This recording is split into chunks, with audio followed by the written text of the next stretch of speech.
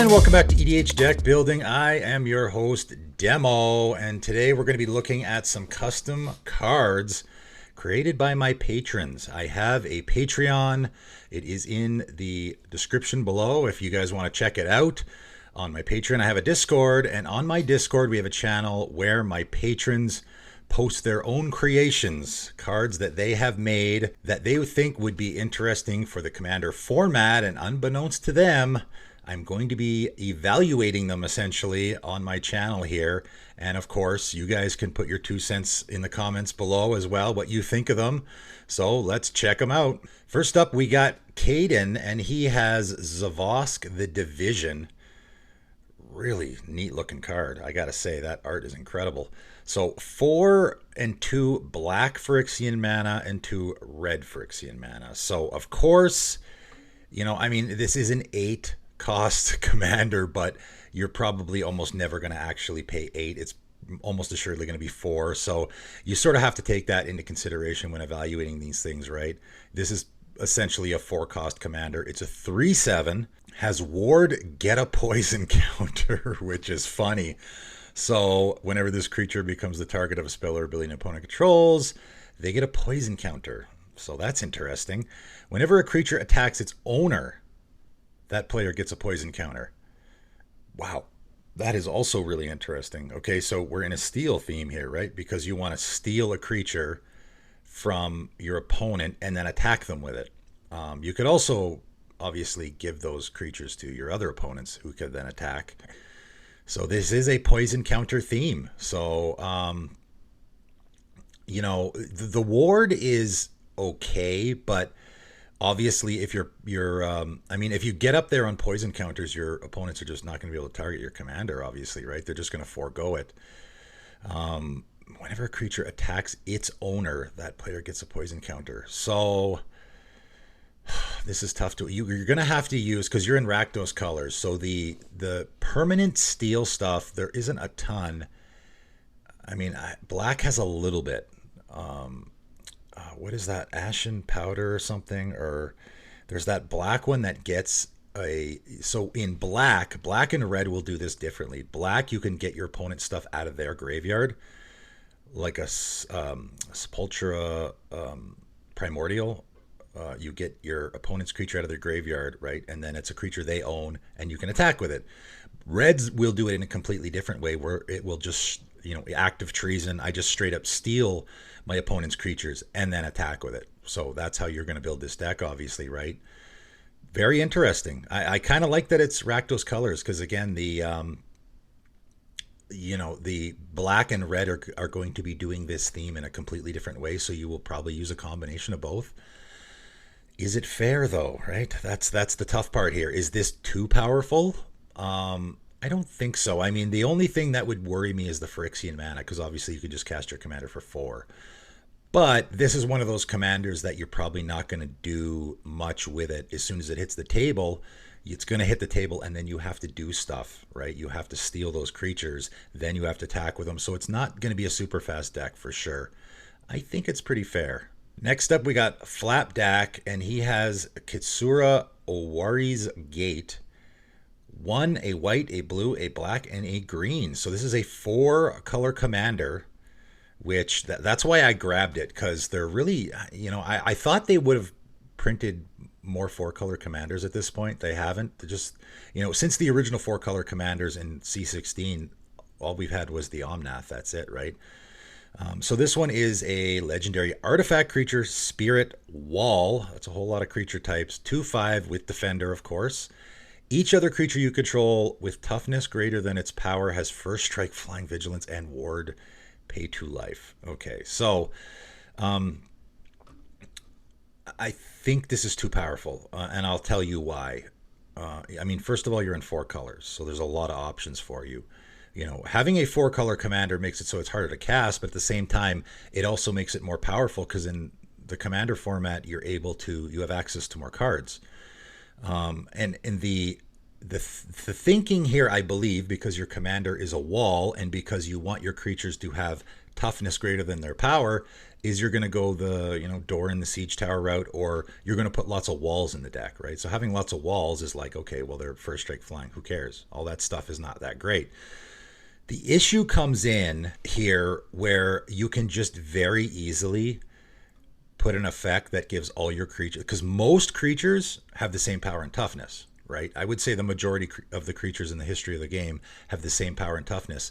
So all you need to do is put an effect in here, like an enchantment or something, that gives all your creatures +0/+1, right? And as soon as you do that, you're probably right. So all you would have to do is have a few of those effects, and then all your creatures have the same. Either you could already have creatures with higher toughness than power, but also you could just have creatures with the same toughness and power, and then just have any effect that gives your creatures +1/+0, and then all your creatures will have a greater toughness than their power. So it's really easy to meet this condition, I think. And then they get first strike, flying, vigilance, and ward 2. I mean,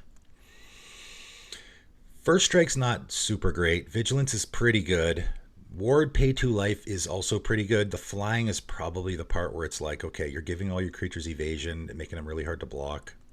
That is it too powerful? I mean, I think the thinking here is you're just going to go wall tribal, but you don't have to do walls at all in this, right? It's going to be honestly, it won't be that difficult to find creatures that have a greater toughness than their power, just regular old creatures that aren't walls. And then on top of that, like I said, you could just do an anthem effect that only buffs toughness. There's lots of those, so might be too good, maybe. I don't know. This is a tough one to evaluate. All right, Tomafy has a really interesting one here, and the reason I grabbed this one is because it is a colorless commander, and I think the format needs more colorless commanders. I'd like to make a colorless deck. I think it's very challenging to make a colorless deck, and there's just not a lot of great colorless commanders. So this is John, Archon of Life, 2 and 2 colorless mana. So 4 mana Archon, 3/3 with flying.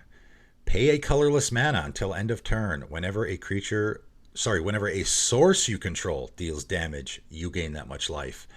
And again, if this commander was like the last one, if it was a 4-color commander, I would say it's probably too good, because there's just so many things you can use with this. But if you're in a colorless deck, right, that's why I don't think this is too powerful, because in a colorless deck, you're very limited on what you can do. Like, you can give your Ancient Tomb, and this is why I think Tamanoa is way too powerful as a commander. A lot of people think it should be a commander. I think it's too good, to be honest, because you can literally anything that does damage. Not only are you going to gain life, but you will shut off the downside. So your Mana Crypt, instead of dealing you 3 damage, you just gain the life back, so it does nothing. So you've now, the drawback of a Mana Crypt doesn't exist. The drawback of an Ancient Tomb doesn't exist. Now with this guy, you actually have to pay the 1. So I guess your Ancient Tomb just becomes a regular land at that point, right? Because instead of tapping for 2, you're going to use 1 for this, and then, but this is until end of turn whenever a source you control deals damage. So you can just turn this on at the start of your turn. Now your Ancient Tomb won't deal you damage, your Mana Crypt won't deal you damage, your, all the stuff won't deal you damage. That is really good. However, again, I think you're so limited here in that you can only use colorless cards that I think it'll be okay. I think it will. And I think it would make an interesting build around. I think it would be interesting.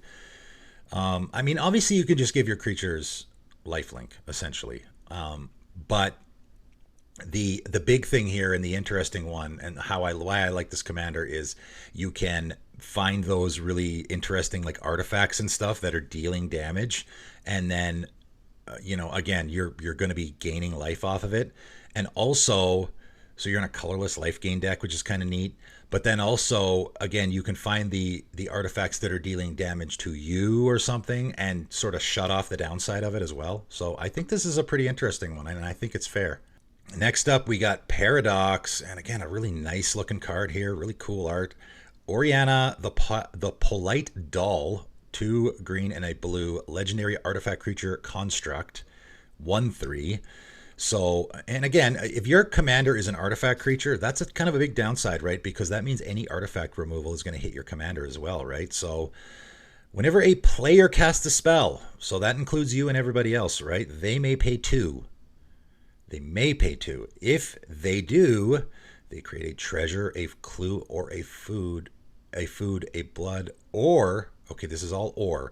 They create a treasure, clue, food, blood, or colorless artifact token named Oriana's Ball. It has pay 2, sacrifice this artifact, regenerate target creature you control. Wow, that's a whole lot going on. So any player can activate that ability. So obviously, you know, if any player can do it, then obviously it's really hard to say that's too good. Obviously, if this was just you, even if this was just you, whenever you cast a spell, you may pay 2. Because paying 2 to create a food or a clue or a treasure, that's not great. It's just okay. So that first ability is definitely not overpowered, especially since you're allowing your opponents to do it.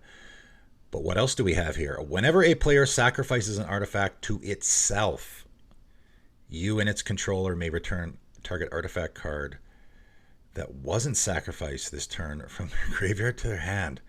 This ability only triggers once each turn. Wow. Man, this one's really hard to evaluate. So obviously all the tokens you're creating you can sacrifice, which will trigger the second ability. This, again, whenever a player sacrifices an artifact. So obviously any of your opponents sacrificing treasure tokens will trigger this, and when they sacrifice their treasure, which will happen a lot in a game, regardless of your commander's first ability, you and the controller of that artifact get to return a artifact card that wasn't sacrificed this turn from your graveyard to your hand. So obviously it's not going to work with any of the tokens. You're going to have other artifacts. So that's what you're going to build around, obviously, because your opponents are probably not going to have a lot of artifacts in their graveyard, so they're not going to be able to take advantage of that. So in this deck, and blue-green colors is very interesting here, because you're in for sure an artifact theme, and you're going to be probably wanting to fill your graveyard with artifacts, right? I mean, you almost would want to mill yourself just to make sure you have lots of artifacts in your graveyard. It's very similar to a Glissa, right? Glissa the Trader, where you're in a black-green artifact theme, which is not very typical. That's why I like that commander. It's an interesting commander, and you want to make sure you have artifacts in your graveyard all the time with that deck, so that when you get those triggers, you can take advantage of it. This triggers only once each turn, but still, you want to make sure you have artifacts in your graveyard. I would almost put like a self-mill or a discard theme here, just to make sure that I have artifacts in my... So when this triggers, I can quickly discard. I can loot or something, chuck something into my graveyard so that I can make sure I get it back. Wow. That's a really interesting one. And again, I think it's totally fair. I don't think... The fact that your opponents get to take advantage of this, definitely don't think you could say this is overpowered. Very interesting. This would be a really interesting build around. Dura has a very interesting looking borderless card here. Darius, the Hand of Noxus, 3 black and a red human general. I don't think there is a general creature type in the game. Pretty sure there isn't. It's a 5/4. If a creature you control would deal damage to a creature, put that many hemorrhage counters on that creature instead. So that's a replacement effect. So that means... So this is a big downside for you, right? Before we move on to the next ability here, if any of your creatures are dealing damage to other creatures, they're not going to actually deal any damage. You're going to put that many hemorrhage counters on it instead, so your creatures aren't going to be able to deal damage to other creatures. If a creature, and by the way, this is any deal damage. It's not just combat damage. So if you have like a pinger or something, same thing, right? You're not going to be able to deal any damage that way. If a creature has 5 or more hemorrhage counters on it, its controller sacrifices it and loses life equal to Darius's power. Okay. So proliferate might work great here, right? Black-red doesn't have a ton of proliferate, but you could definitely proliferate those counters. So any creature basically that you have that has a 5 or higher toughness, you're gaining a lot of advantage here. Because, if you have a Blightsteel Colossus in play, that and it takes 5 damage, its controller sacrifices it. Yeah, so it gets around hexproof. Well, maybe not hexproof. Well, it does get around hexproof. Gets around indestructible. Gets around all that stuff, which is good. You're in a sacrifice theme, so you could throw your Mayhem Devil, all that stuff in here, because there's going to be a lot of sacrificing going on. If a creature has 5 or more hemorrhage, so your creatures don't get the hemorrhage counters, right? Put that many hemorrhage counters if a creature you control would, yeah. So this is only advantaging you. So this is a tough one. I like it. I like it because, again, that first ability can be a real downside sometimes. You know, if you have a 2/2 creature and your opponent has a 10/10 creature, they attack. You know, even if you have two 2/2 creatures, right? If I have a 2/2 creature, my opponent has a 2/2 creature, they can just swing in at me and they don't have to worry about losing their creature because I'll block with my creature. They both would normally take lethal damage and die, but instead they're going to get 2 hemorrhage counters and my creature dies, right? So my creature's now dead, their creature's still alive. And now it might not ever get 5, right? So now it can keep trucking along with 2 hemorrhage counters on it, does nothing. And again, unless I proliferate or something, now their 2/2 creature is still trucking along just fine. So that is a pretty big downside there. So yeah, I think it balances out. I like it. Very interesting. How would you build around this? Again, proliferate would work. Other than that, I'm not sure. I mean, again, you could throw in creatures that are just dealing straight damage and put other hemorrhage counters on your opponent's creatures as well. That might be a lot of work though, right? It's an interesting one for sure. Imp has a land, and this is one that I wanted to add in here because I honestly think this is something that the Commander format needs. Farmer's Market, it's called. It's a land. It enters the battlefield tapped. You can tap it to sacrifice a food to create a treasure, or tap it to sacrifice a treasure and create a food.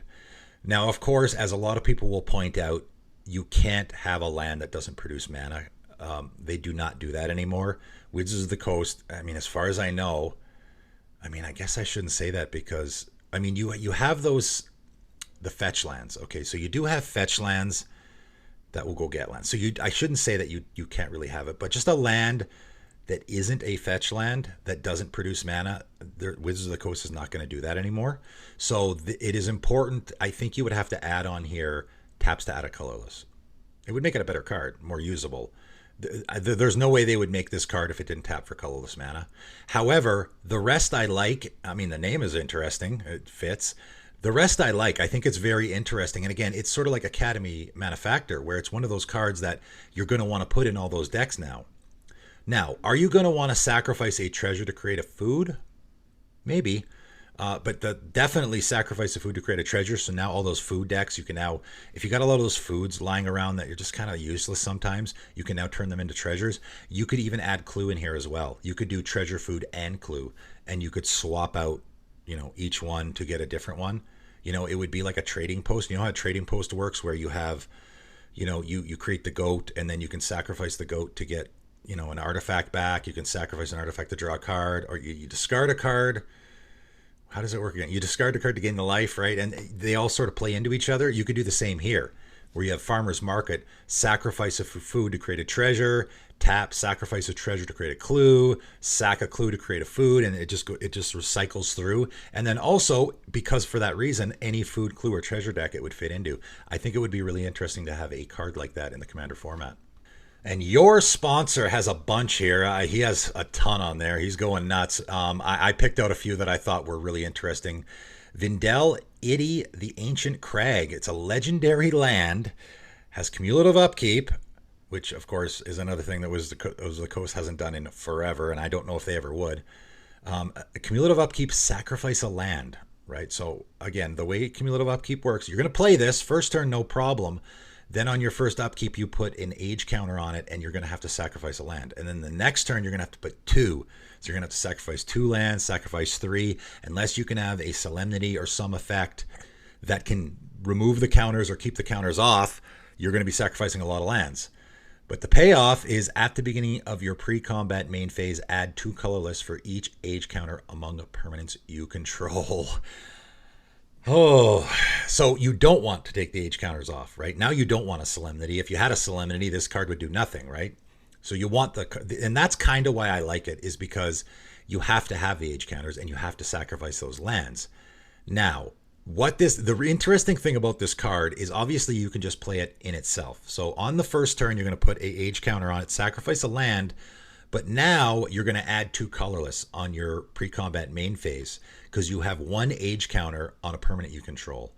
Now, if you have a whole bunch of other stuff with age counters on it, you're going to add a ton of mana. However, and I know people will think, wait, that's way too good, but having a bunch of stuff in play with cumulative upkeep really sucks, right? Cumulative upkeep kind of sucks. So if you have 3 things in play with age counters on them, you're going to add 6 colorless mana, but you have to pay the upkeep for all those things, right? And it's probably going to be, it's either mana or something else, right? In fact, a lot of those things will be the upkeep is 2 colorless mana, so you're not gaining anything there, right? So you would have, that's why I think this card is actually fair, because a lot of those upkeeps you will have to pay mana. In fact, you'll have to pay colorless mana or colored mana for a lot of them, so you might not be up anything. You can't just chuck a bunch of cumulative upkeep things in here. It would work really good in a, like if you didn't do the cumulative upkeep thing at all, it would work really good in a Get Rog deck or a Lord Windgrace deck where you're sacrificing lands anyway, because you're okay with sacrificing lands, so now you're just getting an added bonus out of that. Very interesting card. Definitely a very interesting card. I'm sure you guys will let me know. I think it's perfectly okay. I don't think Wizards of the Coast would ever make this card, but I'd be totally okay with this card. Next up, we have Planar Core Overflow, 2 red enchantment, and this card's very interesting. Whenever an opponent activates a mana ability of a permanent other than a basic land, add a red. So you add a red, right? So that opponent is going to activate a mana ability of a permanent other than a basic land, so they activate an ability of a non-basic land or of a mana rock or of a mana dork. You get to add a red. So that's more than likely going to be happening on their turn. So on their turn, you're going to be adding a whole bunch of red to your mana pool. Now, if this was your commander, there's a ton of ways you could use that mana, and this would probably be too powerful. It's not your commander, though. It's an enchantment. You can't build your deck around this card. I mean, you wouldn't probably, right?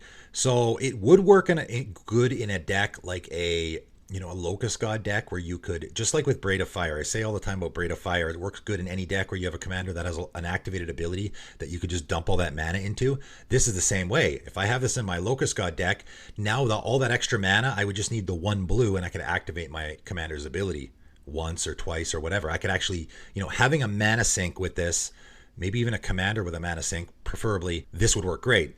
However, why I like this card is because of the second ability. Sacrifice a land, Planar Core Overflow deals 10 damage to any target. Activate only once each turn, and only if you have 10 unspent red mana. So I think this is what he was thinking when he made this card, and this is why I like it. It's kind of a combo breaker a little bit. Not a combo breaker, but a combo, you're punishing your opponents for comboing off, because what's going to happen, a lot of combos, like if you look at Dramatic Reversal, Isochron Scepter or something like that, the way they win the game is they just keep untapping all their mana rocks and using them again. So every time they do that, that's them adding mana, right? Now you can only activate that second ability once each turn, but you're going to get a ton of mana in your mana pool, and that's why I like this card, is it's punishing people for sort of going off, right? Where they're going off, they're probably tapping a ton of mana. Maybe they are like taking a huge long turn, untapping their lands, doing it again. So you can just shoot them in the face for 10 damage. It's not going to like kill them, but it's something at least, right? It is, I like it because it is a little bit of a, it punishes people for sort of comboing off. Next up, we got a commander here, Nuffy, Covetous Prince, 2 red and a white, Rat Noble 3/3. Tap, gain control of target creature that attacked and dealt no combat damage this turn. Yeah, this is really interesting. Activate this ability only during the end step. Right, it doesn't have to be you, though. This is gain control of target creature that attacked and dealt no combat damage this turn. So it can be your opponent's, but it has to deal no combat damage. That means it can't be blocked. It can't be dealing damage to a player or a creature. It has to deal no combat damage. So you're going to need some fog effects here, likely, right? You're probably going to need a lot of fog effects. There is quite a few in Boros colors. Activate this ability only during the end step, which means, again, if you're getting attacked, you have to deal with that situation first, and then you're going to gain control of the creature on the end step. And it's a tap ability, so you're not going to be doing it a ton. You're only going to be doing it probably once each turn cycle, maybe twice if you have a 1,000-year elixir or something. Nuffy Covetous Prince gets +1/+1 for each permanent you control that an opponent owns. So again, that first ability, you can build around that a little. You probably want to build around the second ability more. And again, you're stealing stuff, but you're in colors that doesn't do that very well, which I like. Jabari's Influence, right? Jabari's Influence is one of those really fringe, weird, white, I gain control of my opponent's creature stuff that you could put in a deck like this, right? Which would work really, really neat. And that's why I like commanders like this. This is sort of an off-color theme. You're gaining control of creatures in Boros, which you don't see very often. So you can use a lot of those fringe, interesting cards like that. And then on top of that, you have to build around that first ability a little bit too, where you probably want some fog effects, right? This really interesting one. Again, I don't have any issues with this all. I think it's perfectly fair. And we will end today with Rom Emissary from Gastel, 4 white and a blue, again from your sponsor. Legendary Creature Spirit, 5/7. You may skip your draw step. Okay, there's something we haven't seen before. So you can skip your draw step, or you can just draw like you normally would. As long as the number of exiled cards you own is equal to the number of cards you're in your hand, you can't lose the game. Oh boy, this is going to be a tough one. I can see it already. As long as the number of exiled cards you own, so you want stuff in exile, that's not difficult to do, is equal to the number of cards in your hand, you can't lose the game. Of course, keeping those at the same rate is going to be difficult. Ice Cauldron, what a great card for this deck, right? Because Ice Cauldron, you can instant speed exile a card out of your hand, right? Which is going to both change the number of cards in your hand and change the number of cards in exile. So perfect card for this deck, I think. So if you're about to lose the game, you could maybe in response do that to save your life. As long as you have 0 or less life, if a source would deal damage to you, instead it deals that much damage to each opponent. Wow. This is such an interesting... So why do we want to skip our draw step? I guess you want to skip your draw step maybe just to keep the number of cards in your hand where you want them, right? So I guess, yeah, you could do that. You probably won't do that much. It's not hard to I mean, you just would need a bunch of discard outlets to manipulate your hand. That's not that hard. It is neat that he threw that on there just in case. Also, like I said, Ice Cauldron, Azor's Gateway is another one that's fantastic here. Any card that says that is changing the number of cards in your hand or in exile is going to work great here. So Azor's Gateway, that one will keep the number of cards in your hand the same because you're drawing a card to replace, but it's going to increase the number of cards in exile. So again, if you have, if you're 1 shy in exile, you can Azor's Gateway. If you're 2 shy in exile, you can Ice Cauldron, right? Because Ice Cauldron will minus a card from your hand and add 1 in exile, right? So it'll even it out. So the idea here is you want, and this is why this is so interesting, because you want to get to 0 or less life. So this is like a Lich effect, and this guy should probably be a Lich, I think. Yeah, this guy should probably be like a Lich, because this is that's what this, usually these, keeping you from dying when you're at 0 less life things are usually Lich effects. So I think this guy should be a Lich. And in order to win the game though, like this is what's so interesting about this. Of course, if you're at 0 or less life and your opponent just removes your commander, then you're just dead, right? State-based effects, you're dead. You can't even do anything because you're at 0 or less life. So you want to get to 0 or less life.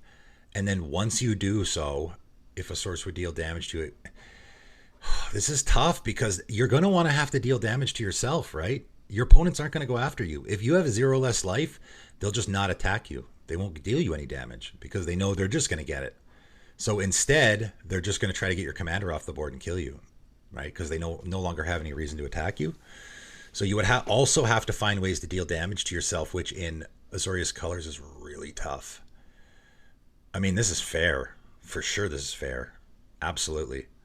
Because it's a tough one. This is really tough. It costs 6 mana even. I don't even know if I would probably make this guy cheaper because this is so tough. Like just the first ability of being able to keep the cards in exile and the cards in your hand at the same number all the time. Or it doesn't have to be all the time, just I'm about to lose the game and then I do it. That's tough. And then once you get, and again, the second ability, As long as you have 0 less life. So if you have 0 less life, you don't even need to, your opponents don't even need to get your commander off the table. All they have to do is get the number of cards in your hand less. As soon as you cast a spell, you lose the game, right? If I have 7 cards in hand and 7 cards in exile, as soon as I cast a spell, I lose the game because I now have 6 cards in hand. So man, this is so difficult to work around. There's no way I would make this guy cost 6. I would make him cost like 3, right? Maybe make his power and toughness smaller, make him like a 2/3 and make him cost 3, because that is a really difficult ability to build. Both of those abilities are difficult to build around, because again, the last ability, interesting win con, but your opponents just won't do you damage. They'll just be like, you're at 0 life, so why would they attack you anyway? There's no reason for them to do you any damage because you're already at 0 life. All they have to do is either make you discard a card, exile something. All they have to do is exile one. Like, even if you give your commander hexproof, they just exile another creature of yours, and now you have another card in exile, and that makes the number as not the same as the cards in your hand, and now you just lost. So there's so many ways to kill you once you get to 0 or less life. So that last ability is incredibly difficult to use. Really, really difficult. Yeah, definitely. I mean, I don't, unless there's something I'm missing here that would make it easy for you to win the game. But again, in Azorius Colors, it's really difficult to deal damage to yourself, right? If a source would deal damage to you, yeah. How are you dealing damage to yourself in Azorius Colors? There's not a lot of ways to do that. So this is a tough one for sure. Very interesting. But that is it. That is all. Just some interesting creations by my patrons that I just thought I'd throw on there. Available for discussion for you guys to just have at her and tell me what you think, and let my patrons know what you think. And if you're interested in joining my Patreon to get involved in the discussion and all the creation and all the other things I'm doing there, the link is in the description. Feel free to give it a click. But that is it for today, and thanks for tuning in.